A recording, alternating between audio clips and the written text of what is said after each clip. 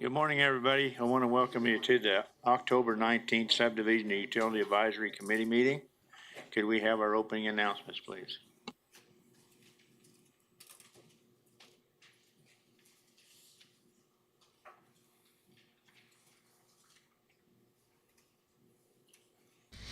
Before we begin the agenda, the Wichita-Sedgwick County Metropolitan Area Planning Commission would like to take this opportunity to welcome everyone to this public hearing. Copies of the agenda for today's meeting, the public hearing procedure, and Planning Department staff reports on all agenda items are available on the counter in the lobby. The Planning Commission's bylaws limit the applicant of a subdivision application and his or her representatives to a total of 10 minutes of speaking time at the start of the hearing on that item, plus up to 2 minutes at the conclusion of that hearing. All other persons wishing to speak on agenda items are limited to 3 minutes per person. However, if they feel that it is needed and justified, the Commission may extend these times by a majority vote. All speakers are requested to state his or her name and address for the record when beginning to speak. When you are finished speaking, please share your name, address, and the case number on the sheet provided in the room. This will enable staff to notify you if there are any additional proceedings concerning that item. All speakers at the podium, please remove your face mask before speaking into the microphone. Thank you. Could we have roll call, please? Yes, sir. Bill Johnson, Here. Bob Duell, Mike Green, Ann Fox, Josh Blick. Josh Blick is absent. Bob Aldrich, Here. John Williams Bay. Sir, I show 6 members present and 1 absent. So we don't need to ask for any alternates, do we? No, and I do not see any of them in the room, sir. Thank you. So we will release the alternates. Next item on the agenda is election of a vice chair for the subdivision committee. I personally think that it ought to be a city appointee. So I'm gonna open it up for nominations.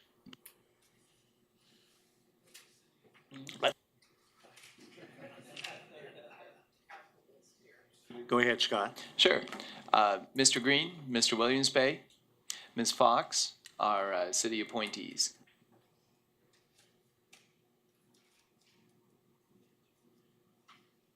Do any of the 3 not want to serve as vice chair?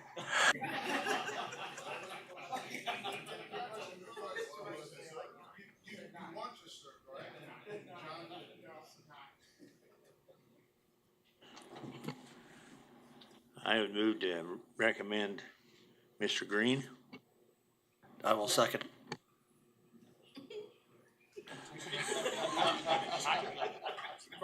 I would call the question.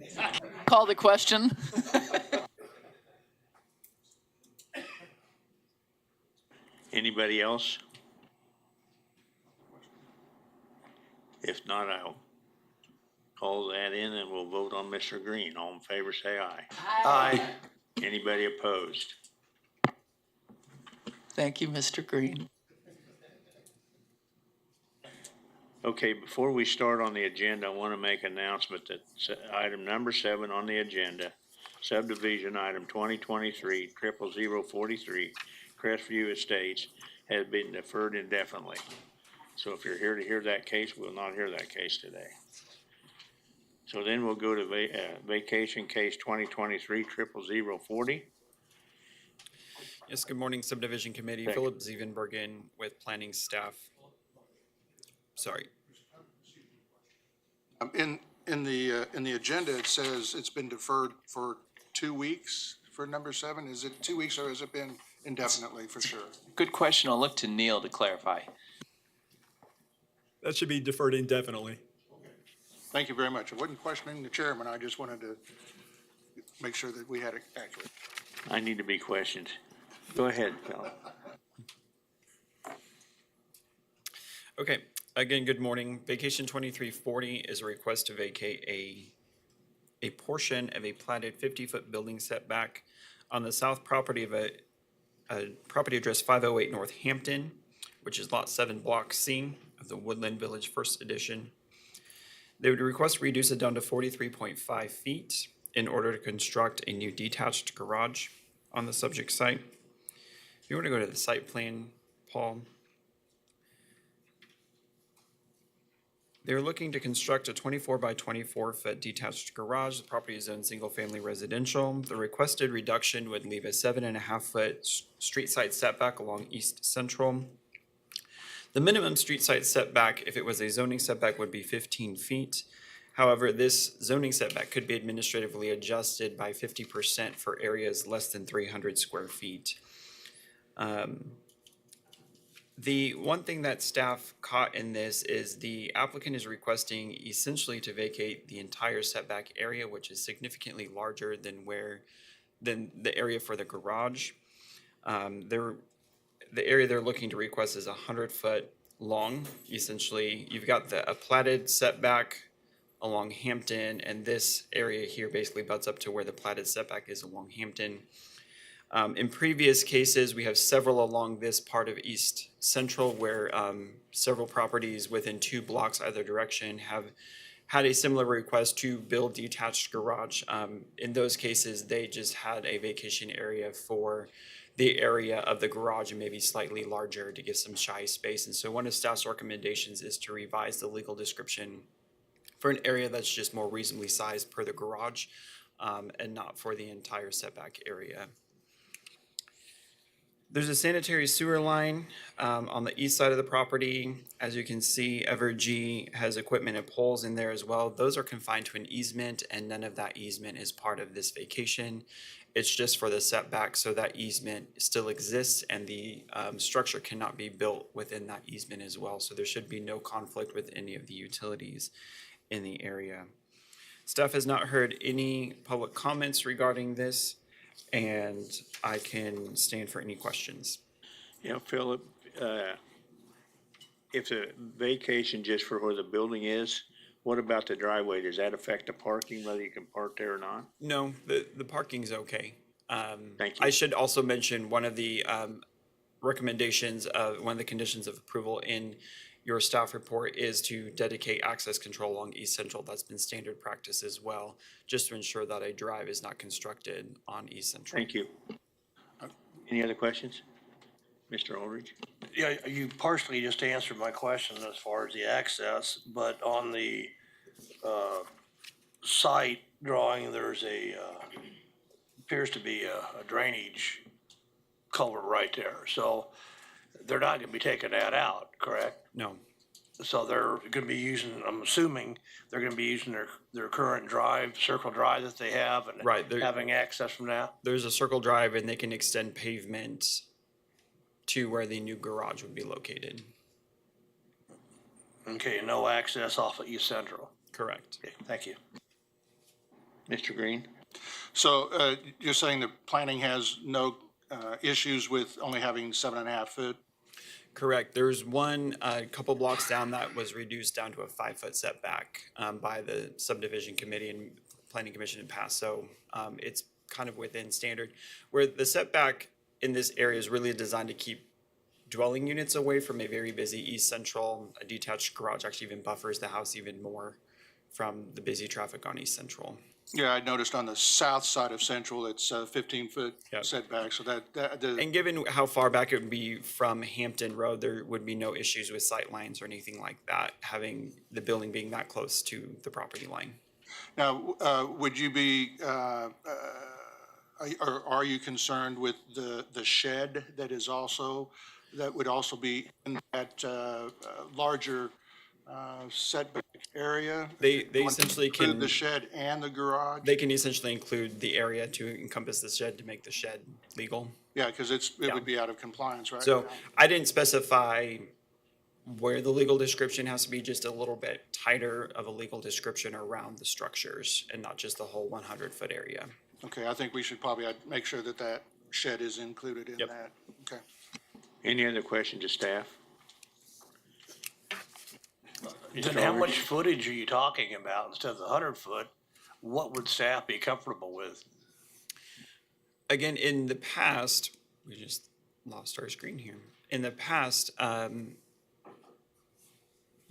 so looking at the site plan here, their setback vacation pretty much covers this whole area. Well, if their garage is here and the shed is here, especially where the easement line is, and as you get closer to the front setback, again, just kind of tightening it up so you're not vacating the whole setback area. So it's really only applying to the area that the structures are.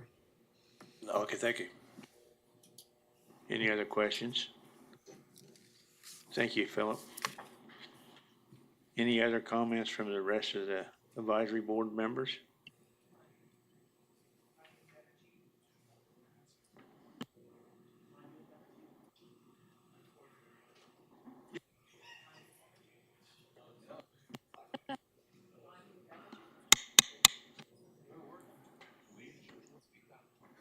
Rondi with Evergy, 4025 North Tobin.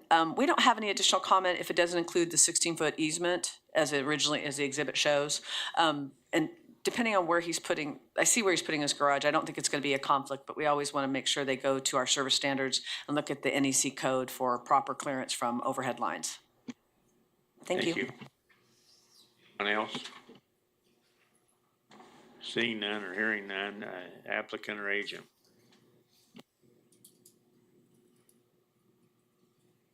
That's free. Yes. Yeah, hi, my name. Come to the mic and give us your name and address.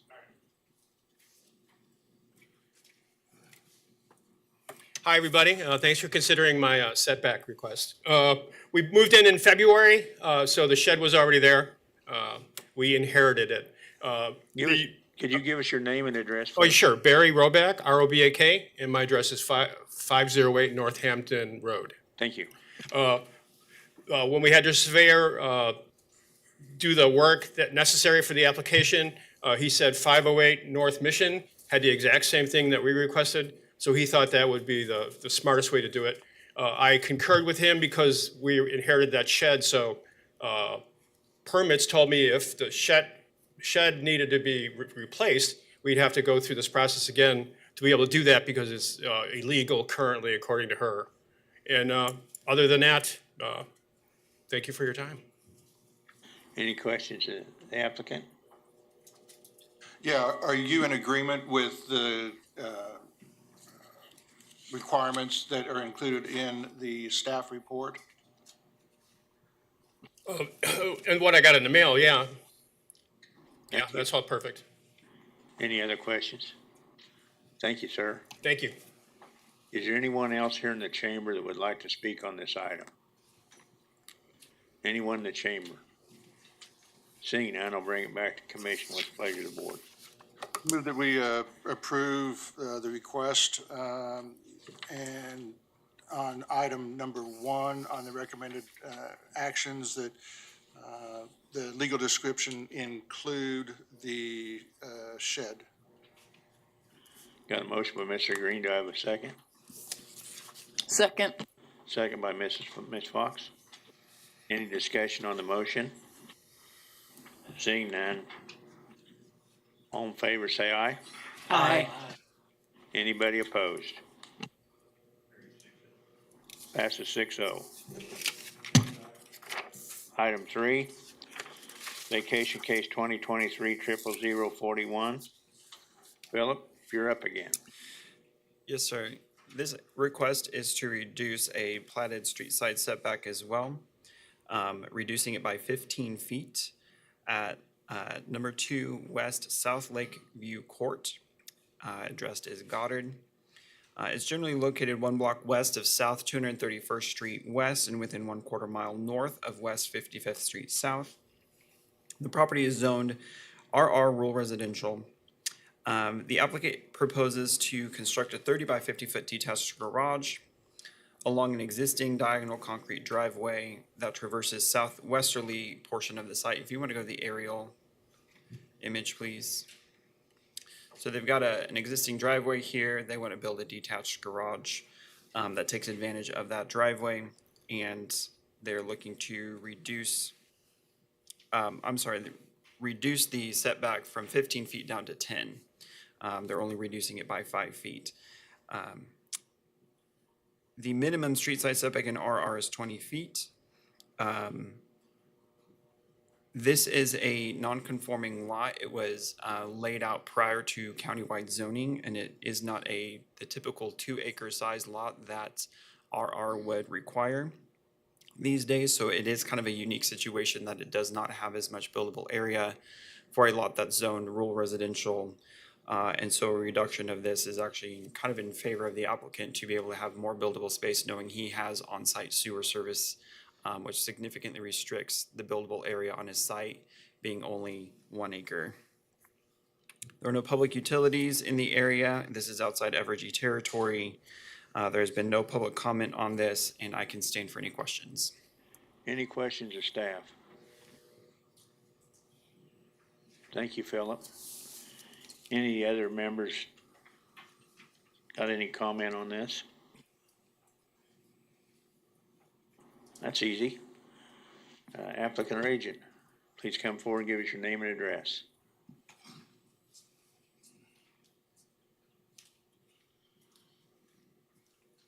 My name's Jeff Moses, number 2 South Lakeview Court, Goddard, Kansas. And I really don't have much comment. I'm just landlocked on where I can build because of my septic system and the setback on the back. Do you agree with the staff comments? Yes, sir. Any questions of the applicant? Thank you, sir. Is there anybody in the commission chamber here want to speak on this item? Anyone here want to speak on this item? Seeing none, I'll bring it back to commission. What's the pleasure of the board? Move to approve per staff comments. Oh, Sir, sorry for chiming in, but I noticed, I just want to call out that on the staff report, it indicates that it's a city case. This is in fact a county case, so just wanted to point that out. We'll Kirk get that corrected Sponsel. for planning commission. Yeah, Kirk Sponsel, okay, thank you. You good? This is Daniel, Sedgwick County Public Works. We were allowed the opportunity to comment. We had no comment, so we reviewed it. Got a motion by Ms. Fox. Do I have a second? A second. Second by Mr. Aldridge. Kirk Sponsel, Deputy County Counselor. If I could, because it has been clarified, it is county, my recommendation would be if it were the interest of the commission to approve, it would be moved to approve per staff comments with edits, that this be going to the county commission governed by county standards. I want to amend my motion to approve per staff comments with a notation that this is a county case and to be referred to the county commission. Revised second. Anything else? All in favor, say aye. Aye.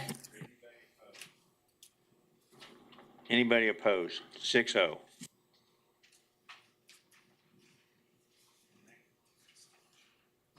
Our next case is Subdivision 2023-00012, revised final plat, Pineway Edition. Greg Sharon, planning staff, here to present the revised plat for Pineway Edition. If you look at the zoning, it is zoned RR, but please notice that to the north, it is zoned LI, which will be important for discussion later on. The original plat, next slide, please. Next slide. So this was the original plat that was presented a few months ago. The original had 92 lots. This revised one, which is presented to you today, next slide, has 69 lots. So we'll go through staff comments. Item A, water and sanitary sewer to be extended to all lots and blocks. Item B, water transmission line will need to be extended to this development, and sanitary sewer line will need to be extended for this development. Item C, Public Works and Utilities request a utility plan with planned sewer depths and It was mentioned that engineering will need to see this plan before it goes to the planning commission for approval. Item F, stormwater requested drainage plan, which I got a email from them a couple days ago that that plan has not been submitted, so the applicant will need to make sure that gets submitted to county stormwater. Item G, there are 2 street openings along West Street with a right-in, right-out along Longleaf, and the county public works has approved access controls. Traffic engineering advises traffic calming elements needed along West 30th Street. Item H, fire department, standard comments about hydrant and fire access. Item I, the original plat, if you go back to the original plat, please. The original plat had a reserve connecting to property to the north. This new revised plat, if you go back to the revised plat, please, took that out to the north. And if you look at the zoning of the property to the north, it is zoned industrial, limited industrial, and there was also a conditional use for that property for gravel and sand extraction. So after talking to why that connection to the north was not made, talking to the applicant, that was the reason why they took that connection out, was just because of the industrial zoning of the property and the incompatible use with this residential property. If you feel like that's the case, that and the applicant can further speak on that, that connection is not needed, then you would need to recommend a waiver for that. Okay, and item P, county surveying advises there are several revisions to be made. Item S, there is a pipeline easement that goes through the property. If you could go to the plat, please. Yep. Pipeline easement going through lot 20 up through Reserve A and along lots 36, 35, and 34. There are setbacks that have been provided, and also restrictions of what can and can't go within that easement have been presented in the staff report. Item T, applicant has platted a 15-foot front setback for Block A, lots 33 through 38, and a 20-foot setback from Block A, lots 21 through 26, which is an adjustment of the zoning code standard of 25 feet for this zoning district. And item B, Evergy will need to ask for additional front easements for some lots within this subdivision. If there's any questions or comments, I'd be happy to answer. Any questions, staff? Mr. Green? On, I've got a couple. Item G, Longleaf Street is right in, right out only. What is the reasoning behind only having the right in, right out? I will have traffic answer that. It was due to the proximity to, I forget which street that is. Yeah, 29th North. And so we did defer to city spacing regulations for access. And the second entrance was still too close to have to that close to 29th Street. So they put in a right in, right out only, which does not have to be spaced as far. And then the second one, while I appreciate that the property to the north is a zone limited industrial, it could always be, after the sand and gravel extraction process has been completed, could always be turned into a residential subdivision. Do we know anything more than that? I mean, is there a reason other than it's limited industrial that we would not want to go ahead and follow the requirements of the subdivision regulations and require a stub to the north? That's discussion that, you would have to come up with, but the limited industrial doesn't allow residential, so in order to allow a residential subdivision, that would need to go through the zoning process. So there's a step that would be needed for approval if that was in the future to be turned into a residential subdivision. Okay. So, and that's a question, I know this is a hot topic lately about connections, so that's a topic, and maybe the applicant can further discuss their reasons why that connection wasn't made. So I will let them Any other present their Aldridge? case. Yes, sir.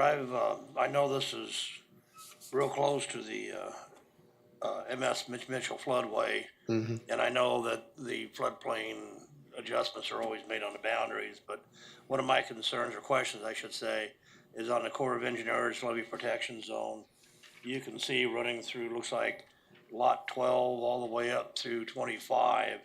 Right. Yeah, is that gonna pose any issues? Are they gonna have to get any type of release from? I believe that they have submitted a letter of map revision based on fill to get that out of there. And like I said, the applicant would further discuss what steps have been taken to develop those lots within that levee easement.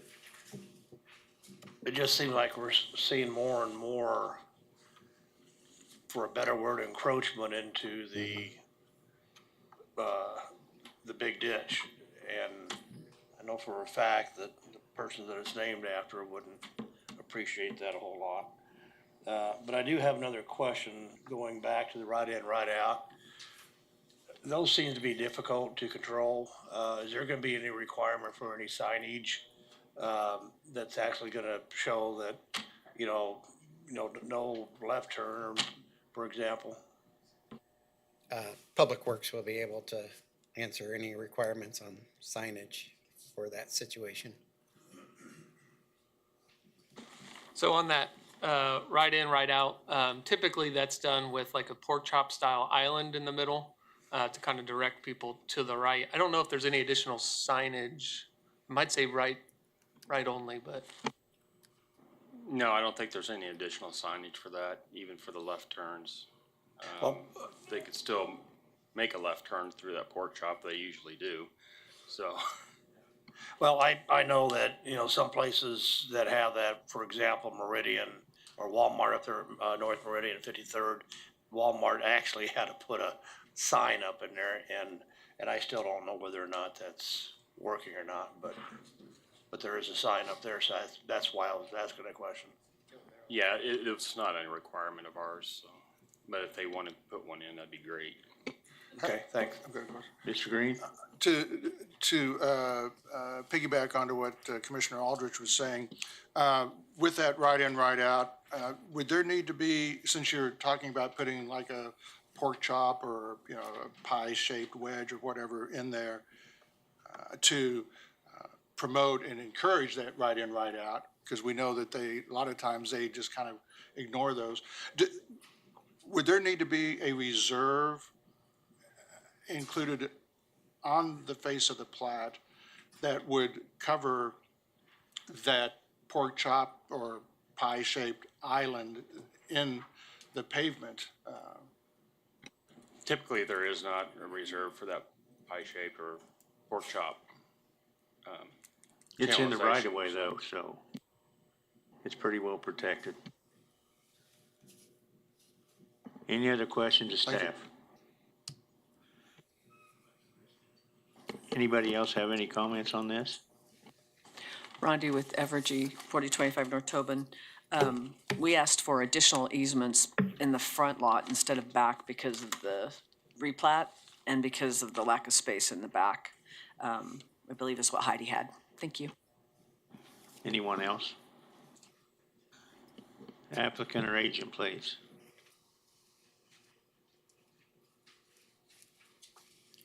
Good morning, Rebecca Melius, PEC 303 South Topeka, agent for the applicant, and we have a lot of things to talk about this morning. I'll start on the easy stuff. Greg did a great job of kind of updating where we're at. I guess I won't start with easy. None of it's easy.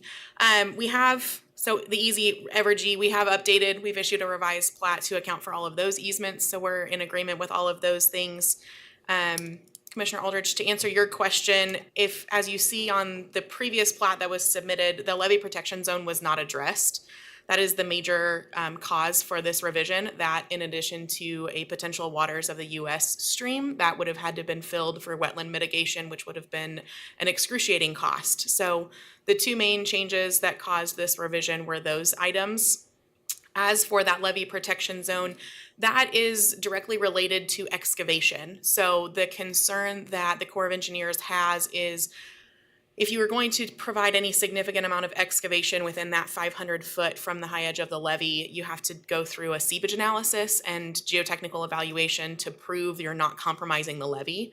So in lieu of going through that full exercise for those additional lots, the developer has chosen to provide a revised layout to minimize the amount of excavation and to allow all of that excavation to be at the very west edge of that protection zone to minimize the amount of coordination and permitting efforts that would have to happen.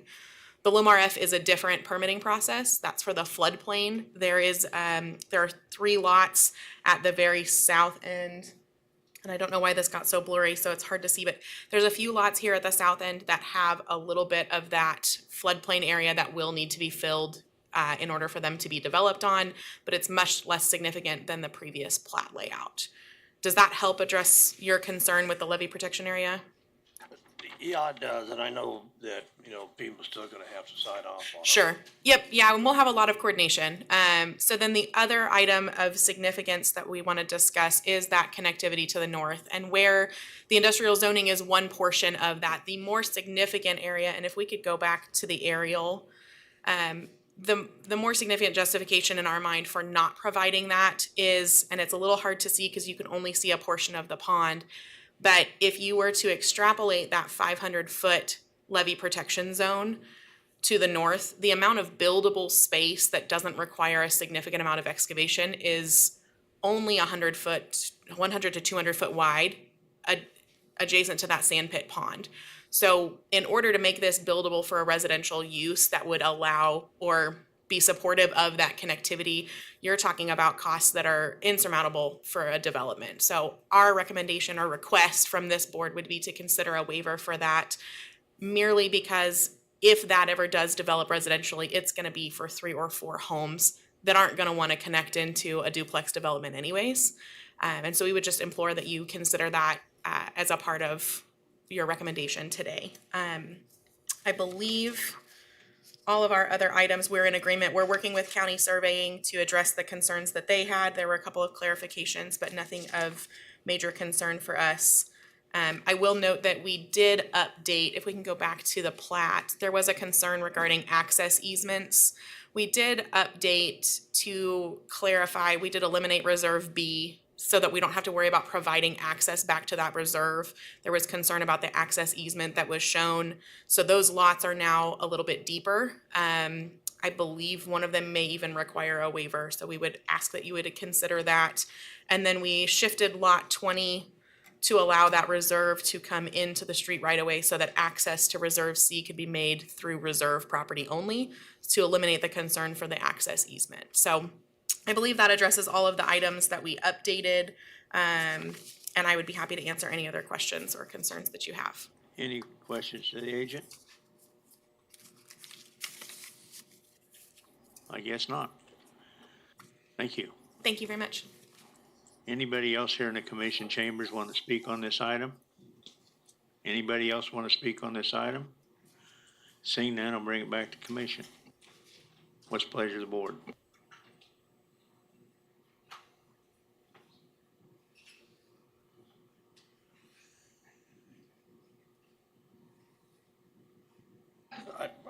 I'm gonna recommend approval,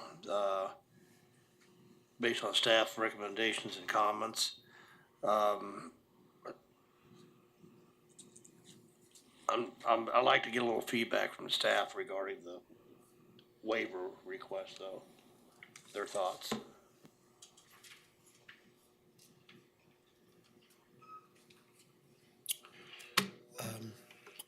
Well, regarding that, I think Rebecca did a good presentation of, why that connection to the north, wouldn't be, viable in this situation. The ordinance does say, any unplatted property connection needs a connection if it's unplatted. So that's what the ordinance says, but it also states that if it's an incompatible use, then the plan commission may, offer a waiver for that, request a waiver. Thank you. So, Include my motion. Scott, do you have some comment on that? Yeah, I'm curious, Greg, there's been mention of other waivers. How many waivers are requested as part of this plat? That would be the only waiver that would be part of this plat. I know yes, setback. Well, you don't need a waiver for setback because it's platted. But the only waiver that would be needed would be for, yes, this, unless, like she was saying, they changed the lot, which you'll have to go back and look, and if there was a lot to depth with ratio, that would be needed. But as far as a waiver, that would be the only one that would be needed for this subdivision. Okay, then I would like to just add to my motion to approve per staff comments and recommendations, and also comments that were discussed here at the commission, including the waiver. Do I have a second? Second. Got a motion by Mr. Aldridge, second by Mr. Green. Any discussion on the motion? I've just got one question on that limited industrial portion, plat to the north. It was stated that they would have to come in and rezone that property in order to have residential. That's okay.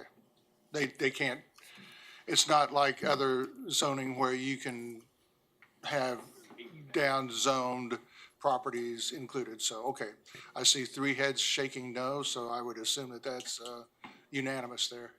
Thank you. Just to verbalize it, that is correct. Residential is not allowed in the limited industrial, and there would need to be a rezoning. And you are correct that there are some zoning districts, like the commercial zoning districts, a number of them allow for residential uses. Very much. Any other discussion? All in favor of the motion, say aye. Aye.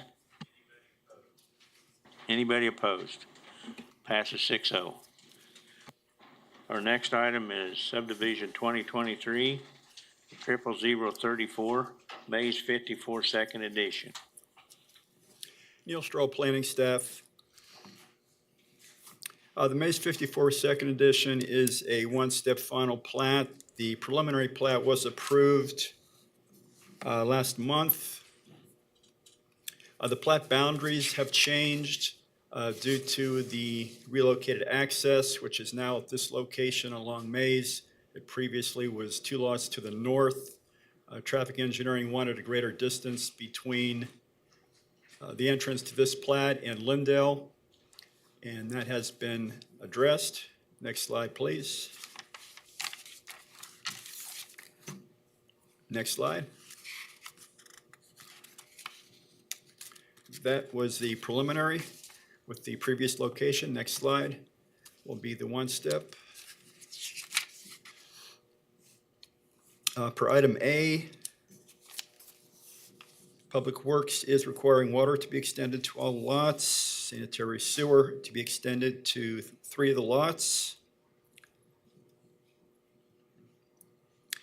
City stormwater's comment in item C needs to be updated. I was informed by stormwater engineer that the drainage plan is approved. They would like it to be noted that the finished floor needs to be 2 feet above the base flood elevation. Also, the floodway reserve easement and floodplain should be denoted on the plat. And they also would like language in the platter's text stating that development in the drainage reserve easement will require a LOMAR approved by FEMA to correct the floodway to the location of the flood wall.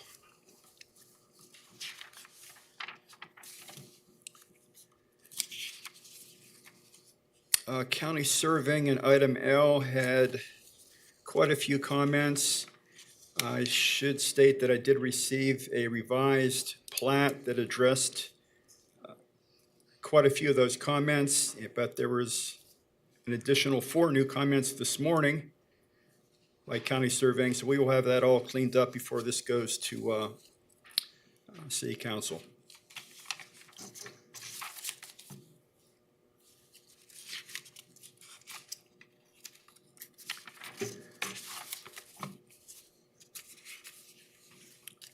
Per item U, Evergy requested an additional 3 feet to the 15-foot street drainage and utility easement. That has been denoted on the revised plat. They're now showing an 18-foot street drainage and utility easement.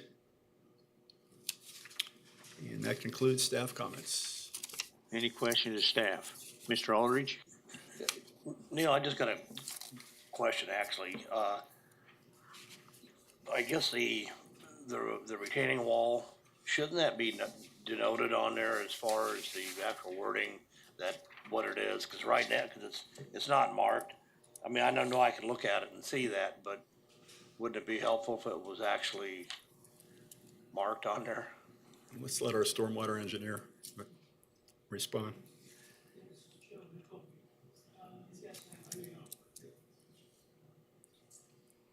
Yeah, this is Joe Hickle.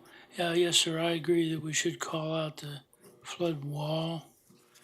Part of what Neil just recently alluded to is the FEMA firm map is not showing the presence of the flood wall that was constructed previously. So a LOMAR process would be necessary to make that correction. So we'll make sure that that's all shown on the final plat and the wall's called out. Okay, thank you, sir. Any other questions of staff?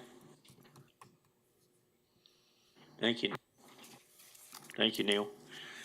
Applicant or agent, please.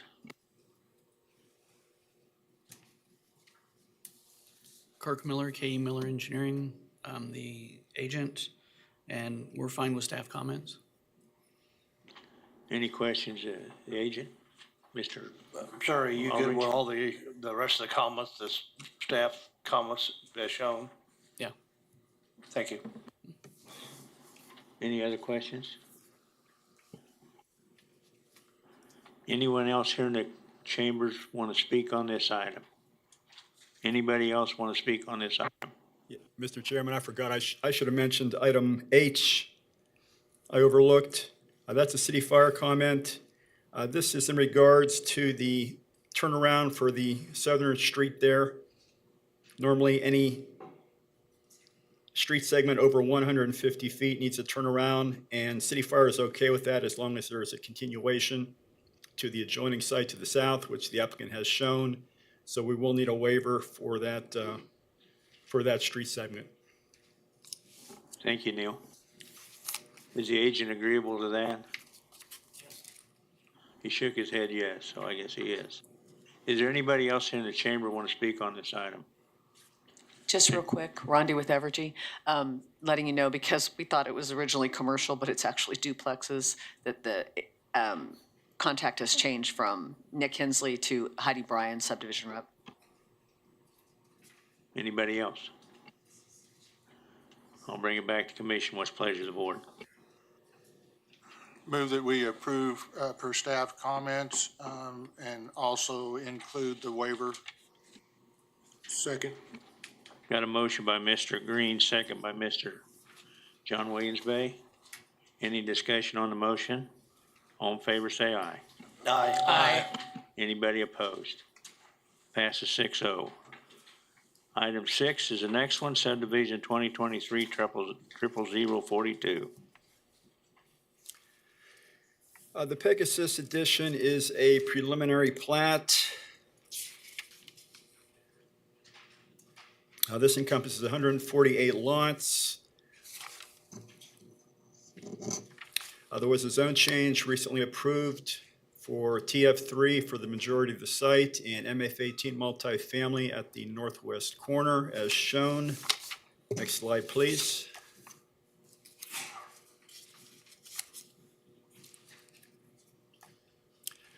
You can see on this aerial there is undeveloped, unplatted land to the east and the south, and that will be addressed later on in the staff report. Next slide, please.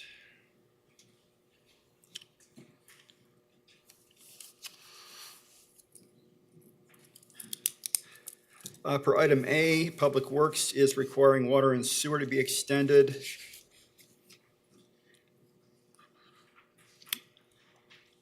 Water transmission line will need to be extended southward on Webb from Pawnee before the plat can be served with water.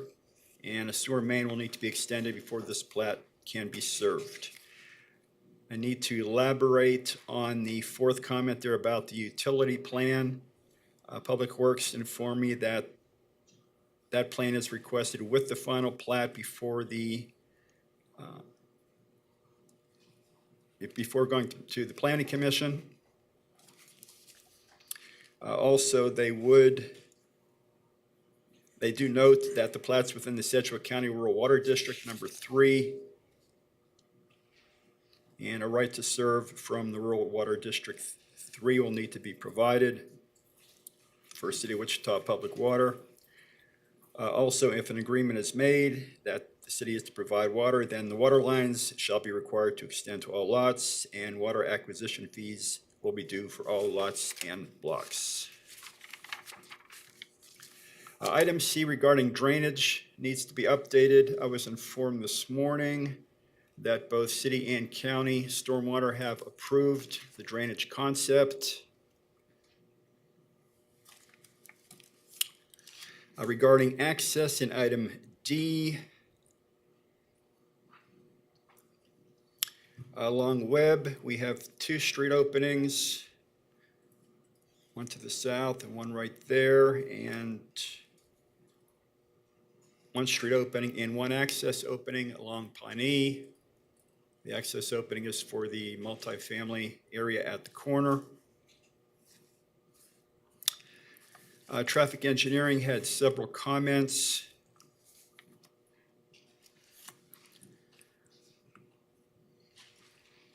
The first comment was in regards to the access opening at this location.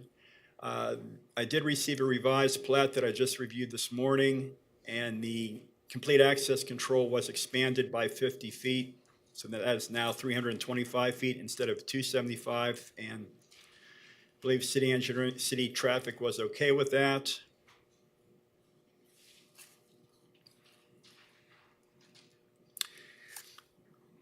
Major street right-of-way intersection, the configuration of these dimensions. City traffic told me they would meet with the applicant to further discuss this, so we will get that straightened out by the time this gets to be a final plat. The 60-foot right-of-way along Pawnee and Webb was denoted on the revised plat I looked at this morning. And traffic calming elements.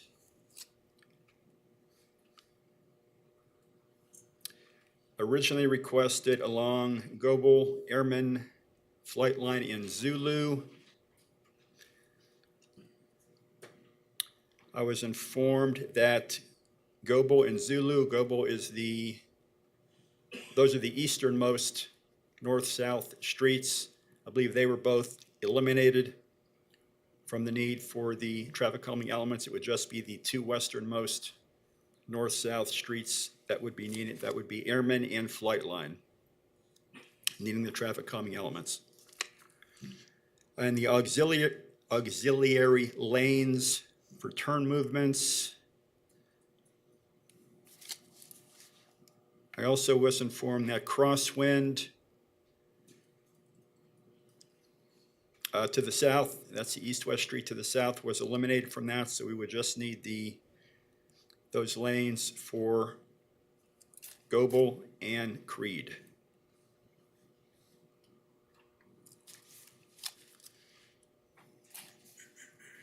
Per item E, we'll need a guarantee for the paving of the streets, including the 35-foot paved radius needed by City Fire. This will also include sidewalks on all of the through streets, the non-cul-de-sac streets.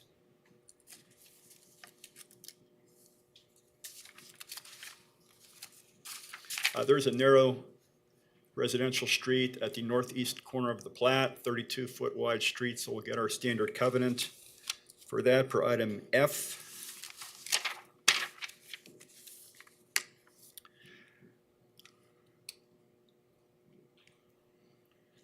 City Fire comments.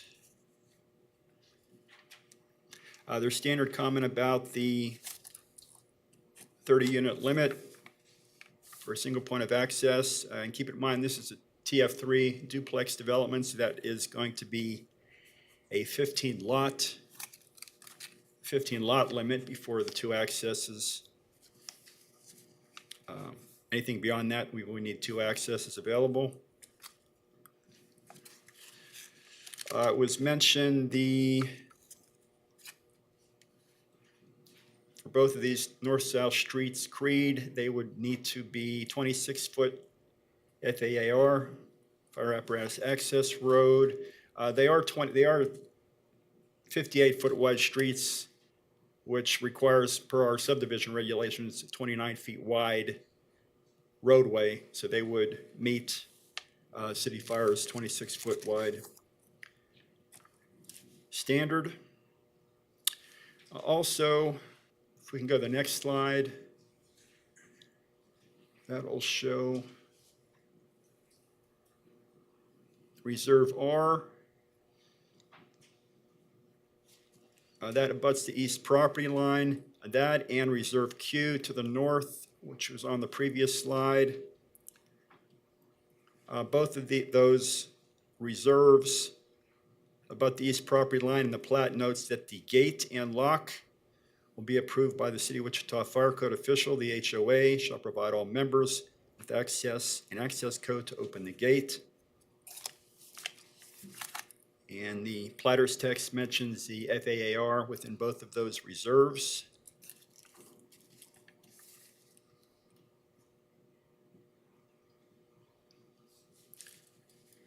Item K, I will add that our waiver language to item K, I overlooked that. I will add that for the follow-up staff report.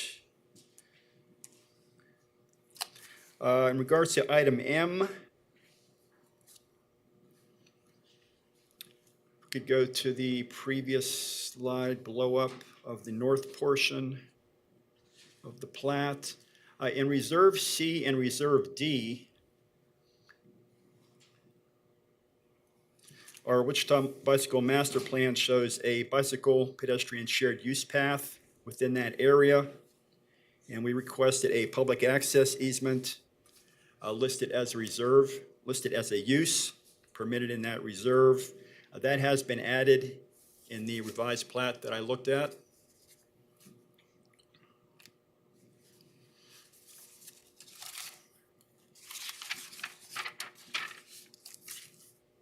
Item Q, this is the street connection requirement in our subdivision regulations. There is nothing to the south. If we look at the aerial, there's not a connection to the south. However, that property does have an existing access easement very close to the property line, so that would appear to be a constraint for any sort of street connection at that location.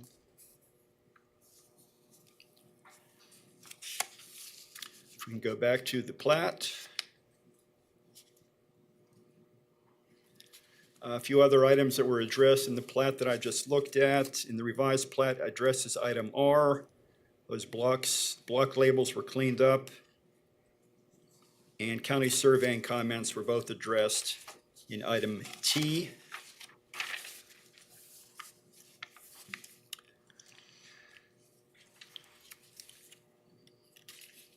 Double B are Evergy's request for additional easements. The applicant is not in agreement with that comment. They would like to have the electric improvements located at the rear of the lots. I was informed by Evergy that they will meet with the applicant regarding those additional easements and have that addressed prior to the final plat being submitted. I also noticed on the preliminary plat that was submitted today, there are revised front building setbacks. There's a note regarding revised front building setbacks for the lots, 20 feet instead of our standard 25 feet. I will add a comment double D for that. And also interior side yards, there's a note to reduce the standard 6-foot side yards from 6 feet to 5 feet. And I will add comment double E regarding that. Any questions for staff? Mr. Green? I guess I have a question for the traffic engineer and concerning this Carson Court on the east side of the plat, there at the northeast corner of the plat. The cul-de-sac, it shows 37 foot of right-of-way. How much of that is paved? And then is that going to be enough paved area for fire to be able to go in and do a turnaround? Typically, it's 29 feet back to back, 37-foot right away. On the cul-de-sac? Oh. Yeah, Gotcha. I'm sorry, I wasn't very clear on the question, on the cul-de-sac itself. It shows 37-foot radius.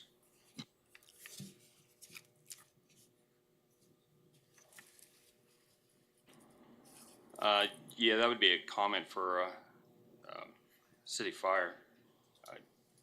They have their regulations and such. It's 35 feet. It's 35 feet. The paved Yes, radius? 35 foot Okay. radius. All right, thank you. And then secondly, kind of an overall question. Section 201V of the subdivision regulations, when a proposed subdivision is adjacent to an unplatted property, the platting of stub streets to provide access to adjacent unplatted tracts shall be provided. Does that include having gates in that connected area with the subdivisions that might be adjacent to? I'm referring to the Carson Street Reserve Q and Crosswind Reserve R. We have those connections there, but they are gated. Was that the intent of that subdivision regulation?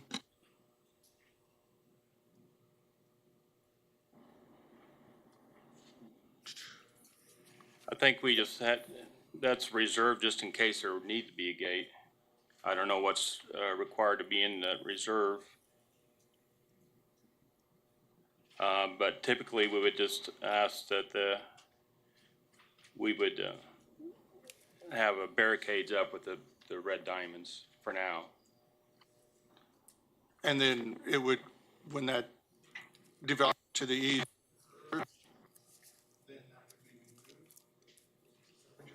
That's correct, yes.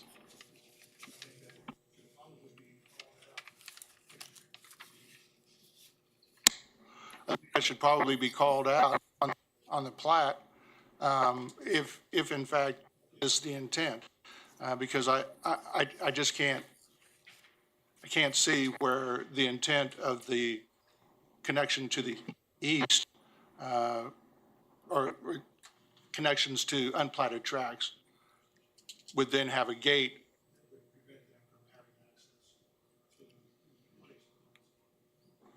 This is Daniel with Sedgwick County Public Works. I know that at the county, we view that a little differently. We try to get the right-of-way all the way to the property line, but that's been handled differently in various cases. I know, for instance, in past examples, Jay Russell has used reserves and then included language in the platter's text that said the reserve could transfer to be right-of-way in the future.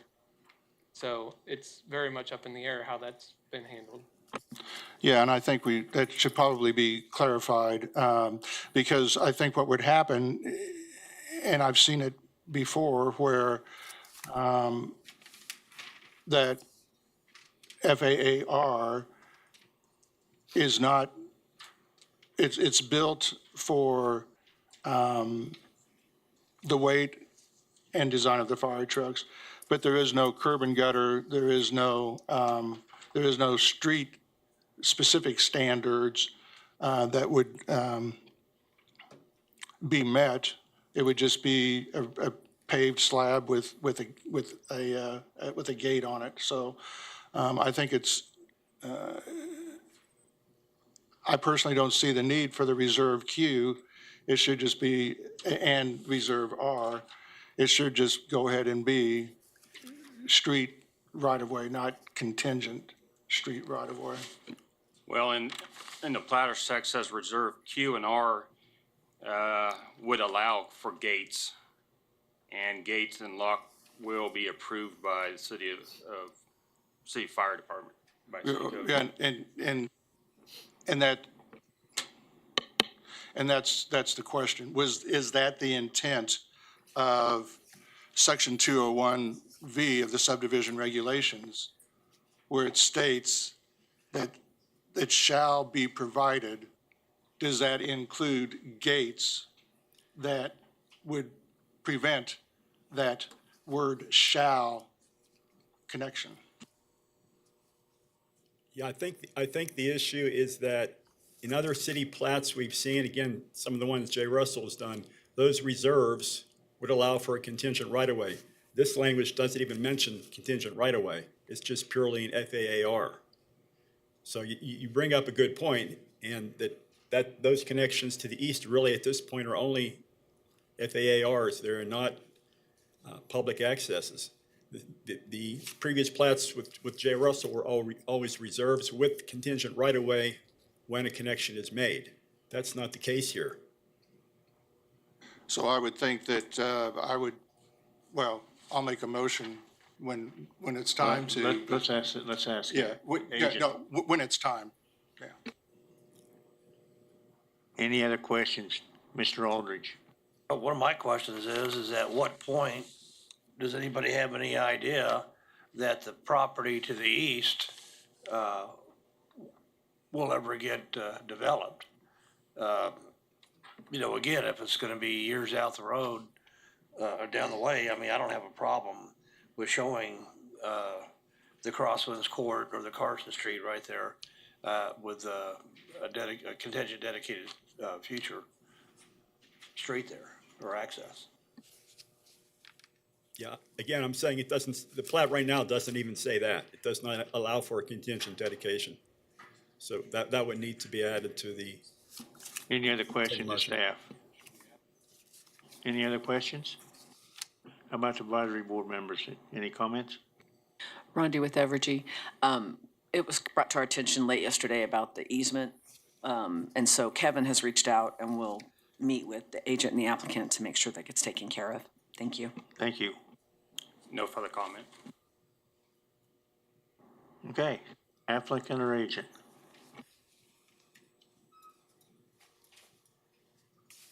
Good morning. My name is Will Clevenger with Garver, here on behalf of the applicant. Address is 1995 Midfield Road, Wichita, Kansas, 67209. We're in agreement with the comments that Neil made about the staff comments here.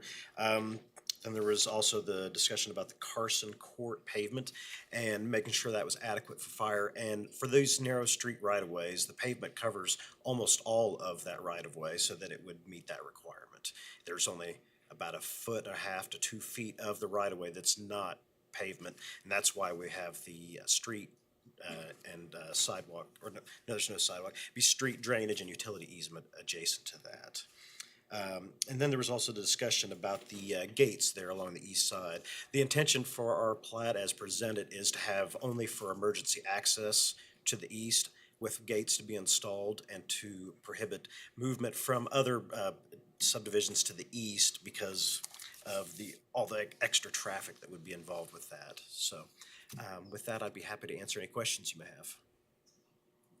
Any questions of the agent?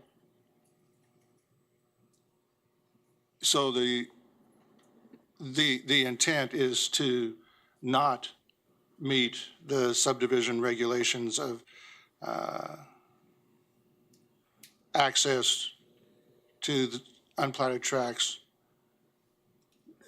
The way I read it, it says shall, and I don't know how you get around the word shall. Well, it's our intention to provide emergency access to the adjoining property owners as they would need to have, so they can't be locked in with just one access point with more than 30 residences per lot. So we wanted to make sure that they have that coverage. And I guess is that the intent of of that regulation, is to have gates that prevent people from getting in and out of adjacent subdivisions? And maybe that's a staff question, I don't know. This is Daniel with Sedgwick County Public Works. So I'll offer my opinion here, since it is bordering unincorporated areas. We view the intent of that needing to be for all access. You could say fire access, but when you look at it, saying it's talking about a waiver could be granted for uses that are not compatible with the property being subdivided. And I think when it's talking about uses not compatible, why would that have anything to do with fire access? Every property needs fire access. So it's talking, I believe, about uses like a subdivision, or I don't know how far we take that, schools or whatever, but the waiver would be for uses not compatible with the property.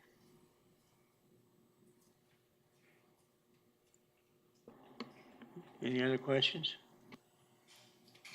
Mr. Aldridge? Do you have any issues or problems with showing on Carson Street in crosswinds the reserve Q and R, a future contingent right away? I would go ahead and need to speak with our client, but if I were to venture a guess, most likely yes. Thank you.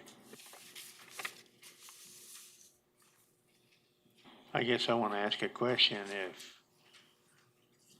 Could that item come up in full planning commission?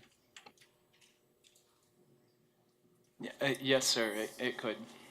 Thank you. Is there anybody else here in the commission chambers who want to speak on this item? Anybody else? Seeing none, bring it back to commission. What's the pleasure of the board? I'd like to move to approve the plat with the exception of item Q and item R, that those are shown as ungated right-of-ways to meet the subdivision regulations, section 201.5. Okay, you meant reserves Q and R, and I will make that change. We also need an additional waiver approval for the property to the south. Since we don't have. I'll include that. Okay. Since we do have, you said there was street right-of-way or access right of way Right. to the south already. Excuse me, Neil, where on the south, where would that be, the, future, street right there be? Would that be looking at lots 26, 27, or further east? Or would that have to be determined by the applicant? It'd be their decision, but again, there's an access drive there which, for the existing property to the south. If we could go to the aerial, that's, yep, right there.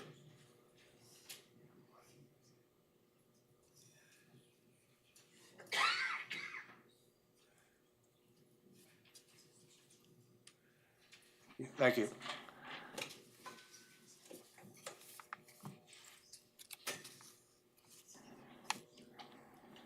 Nobody seconded the motion, so I guess it died, so I'm looking for another Oh. motion.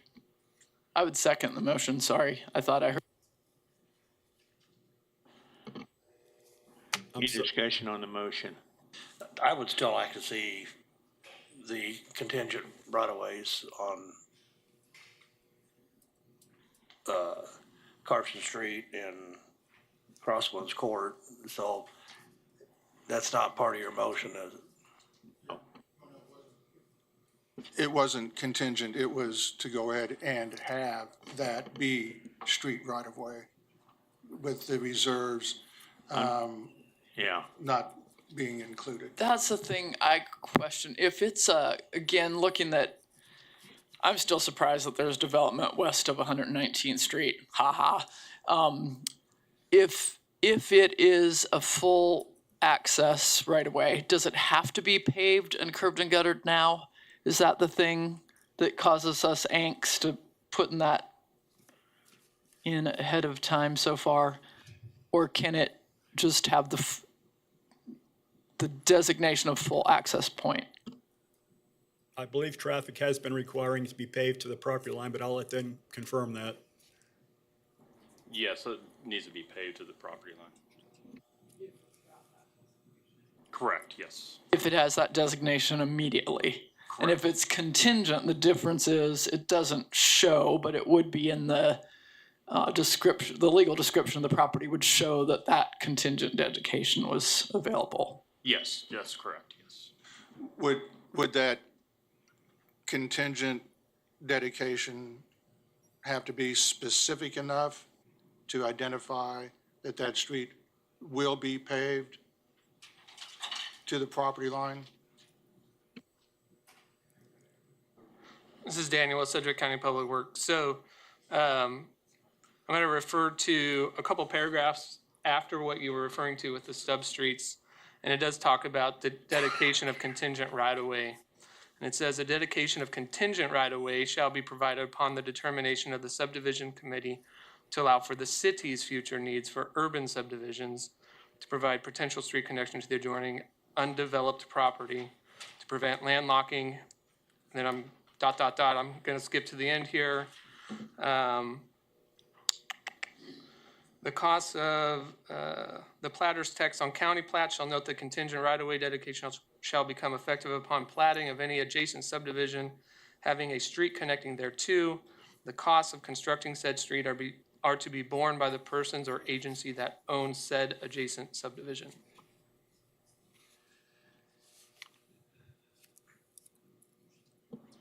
Okay, Mr. Aldridge? Yeah, Mr. Chair, we got a motion and a second.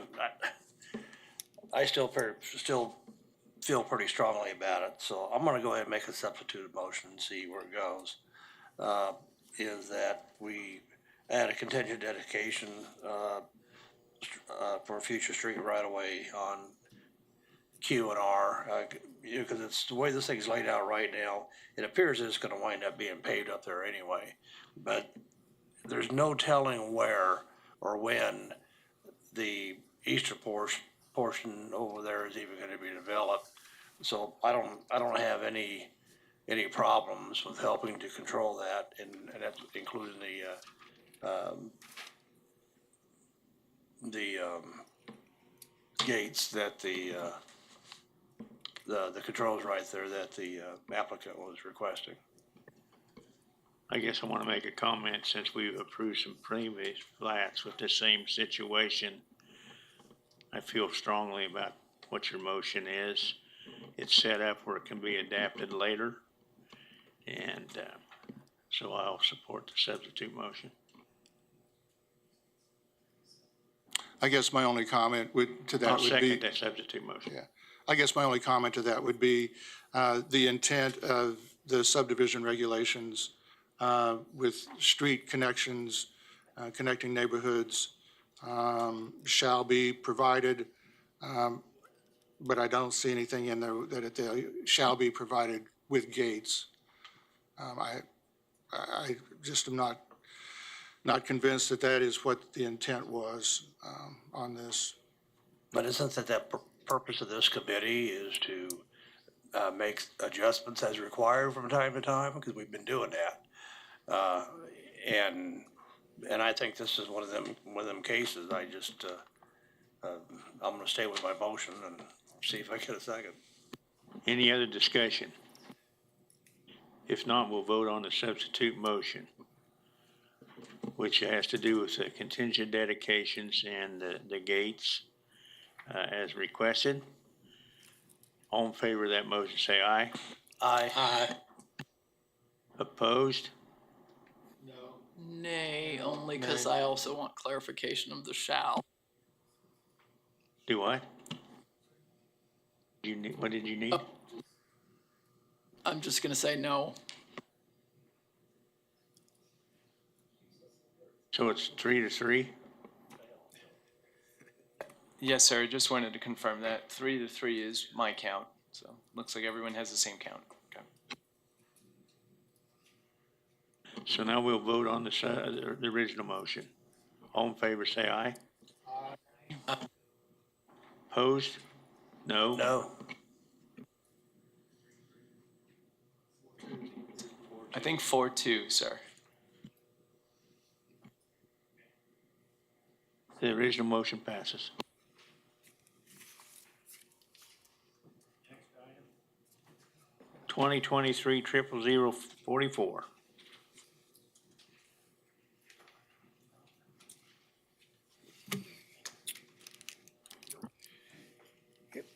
Greg Sharon, planning staff, representing, here to present the Herrera First Edition, which is a one-lot residential subdivision located within the city. Go through staff comments. Next slide, please.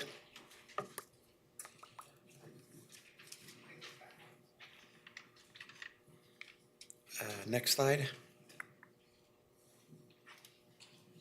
This is the subdivision plat, staff comments.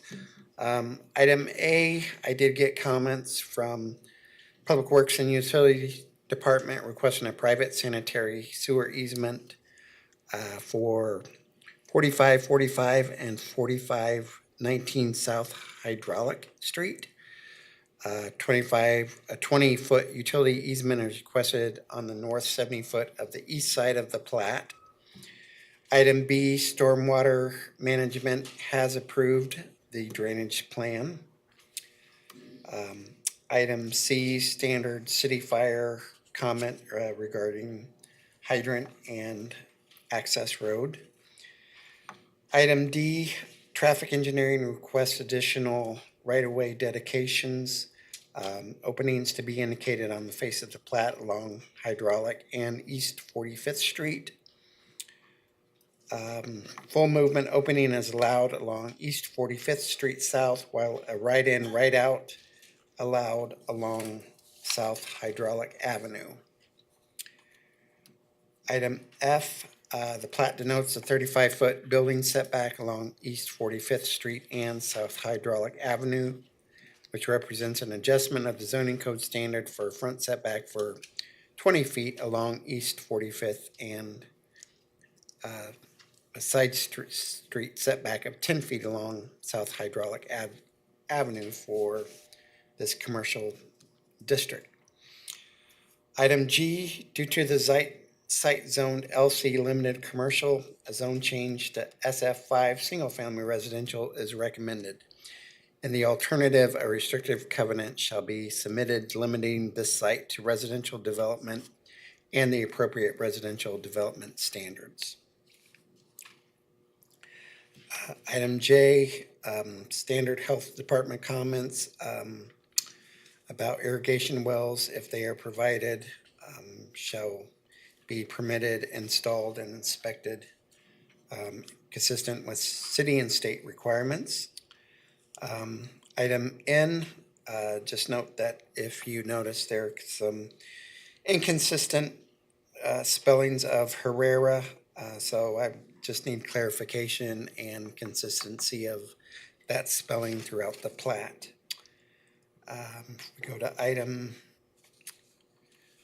W. Evergy will not need request any additional easements at this time. Questions, comments? Any questions of staff? Mr. Green? Yeah, I guess this one would be directed to the traffic engineering. It appears as though from this comment that you're seeking a total of 60-foot right-of-way on 45th Street, Yes, that's correct. and then you're wanting an additional 10-foot on hydraulics so that you will have 60 foot, or are you looking for 50 foot? No, it was originally 50 foot. We were asking for additional 10 to make it a 60-foot right away. Okay, all right. It was worded kind of sloppily there. I wasn't. Yeah, it was I was pretty confusing to sure I me when knew what you first read wanted, but too. it just didn't seem, it wasn't very clear. And then the second thing is on 40, let's see, oh, yeah, right in, right out, only on hydraulic?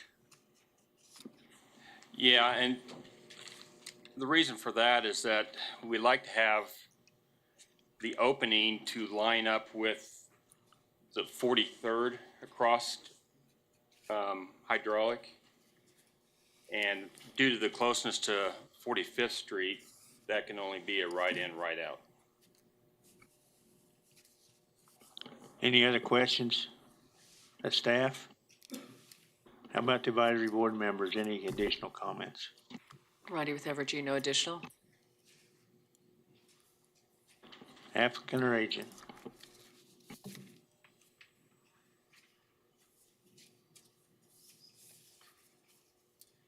Kirk Miller, K.E. Miller Engineering. I recently became the co-agent, so.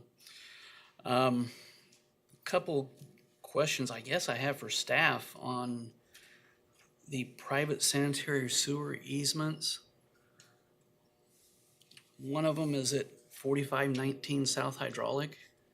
That's the house way north of this, right? And it goes down to that manhole. Is it gonna fall within that easement you're requesting, that 20-foot utility easement? Do we know where it lies?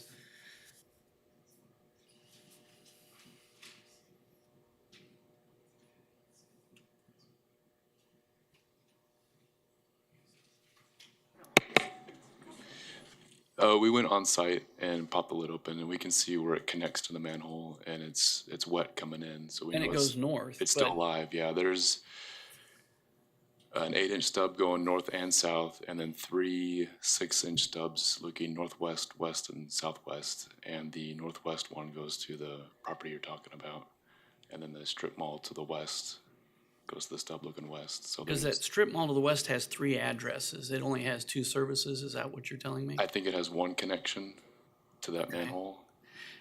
And that strip mall to the west is actually owned by the same property owner. And the strip mall is boarded up, and I'm not sure what the plan is for that. And we would ask a private easement for that strip mall, since it will be on a separate property and it could be sold off in the future. And if they do raise that strip mall and then rebuild, that there's a sanitary sewer to the west that they'll need to connect to and just not use that private easement again. So the private easement would go away. If that strip mall goes away, the private easement goes away. And it'll Yeah, they would connect to need the to west. connect to the west. So the only one I'm wondering about really is that one to the far north. Because we're given 10 more feet of right of way, and then we're gonna have a 20-foot easement on top of that. So you have a 30-foot swath heading north that you didn't have before. Are we sure that how are we gonna write this easement if we don't know where that line is? I guess is the question. I couldn't tell you. I know where the connection's at. You'll just have to use whatever you guys can figure out where the line goes. That culvert looks like, again, I don't know where it goes, but that culvert is north of that manhole, so it's got to come out quite a bit. And we're asking for the 20-foot easement to extend a public sewer in the future if the land to the north needs it. Okay. And 4519, if they had to pull sewer from the north side of that street where they're at, it'd be cost prohibitive. Okay.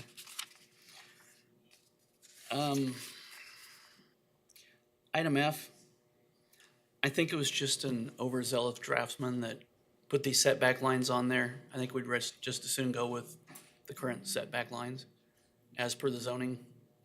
So we'd like to strike those off of there. And item G, it's zoned LC, which allows, what the applicant wants to do is build a house on it. But he also owns that strip mall behind it. And it's zoned LC, which allows single-family housing by right. So I really don't see a reason to restrict the zoning on this.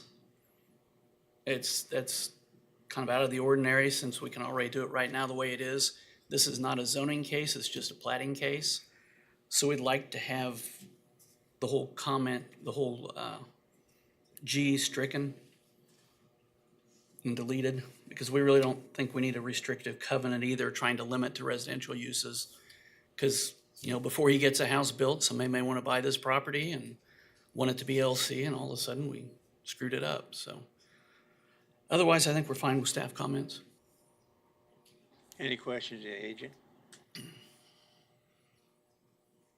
Well, go ahead.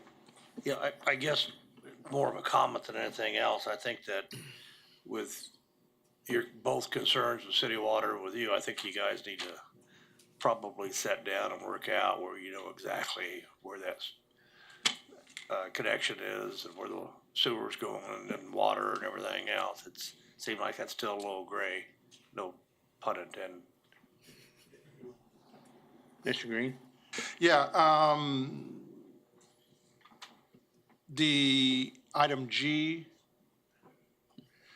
it doesn't say anywhere in there that you have to do it. It just says that it's recommended. So, I think you'd be pretty safe to assume that you could go ahead and do whatever you want that falls within that guideline. Yes.